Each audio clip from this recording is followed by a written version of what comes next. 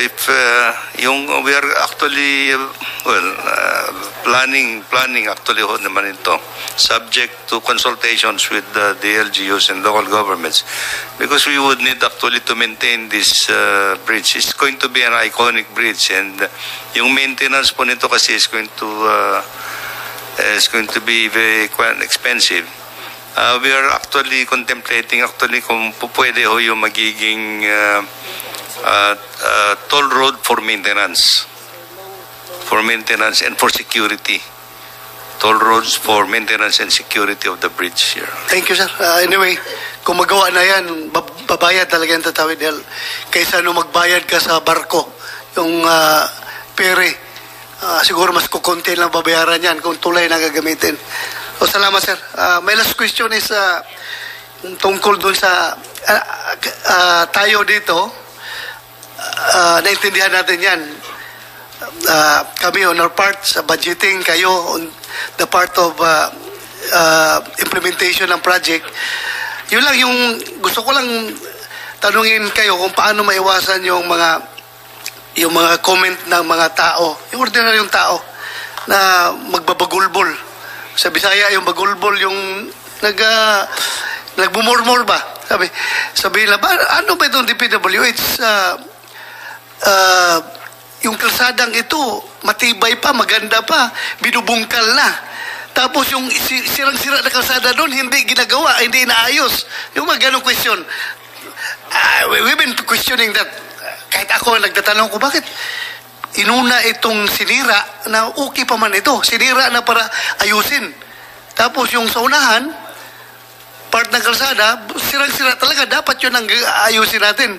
So, yun lang. Alam mo kung maliliit na bagay lang yan, pero irritating on the part of the public ang makita na may magkukuhin pa na, sayang ang pera ng gobyerno dito. Hindi pa sira, binubungkal na, ayusin na. Tapos, yung sira, hindi ay naayos. Ganun lang. Paano natin maiwasan yan? Alam ko, doon na sa district level na yan, siguro yung programming, kung anong unahin, anong mahuli.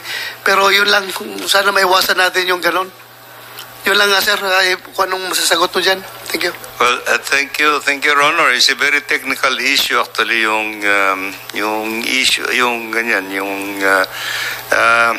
it is actually preventive maintenance and reconstruction yung pinag-uusapan po natin dito. Kasi there is a point when the road starts to deteriorate, and it would be more economical actually to undertake yung preventive maintenance. Kaya yung medyo maganda-ganda pa ang tingin ninyo, but actually the pavement starts to deteriorate.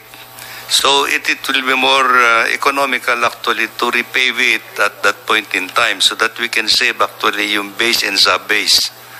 Hindi na ho na natin gagalawin yung base and sub-base. It's just the pavement that we're going to replace. Yung sa mga kwan ho naman, yung talagang deteriorated and bumagsak na po yung base and sub-base, that's going to be reconstructed po. So it's going to take yung mas malaking rehabilitation, reconstruction ang gagawin doon. So, yun po lang yung ma-explain namin in layman's term. Yun po yung ginagawa namin. We have to prevent the further deterioration of the sub-base and base before anything else. So, we are just going to replace yung running course lang naman ho. Now, yung talagang bumagsak na po, yung nakikitang talagang worst na worst, that has to be reconstructed. Thank you for that explanation, sir. Matutulungan ko kayo mag-explain. Ako na rin mismo mag-explain doon sa mga tao. Pag mayroong nagbagulbol doon, I will explain to them na ganito yung explanation yan. Ganito. Thank you, sir. Thank you for that explanation.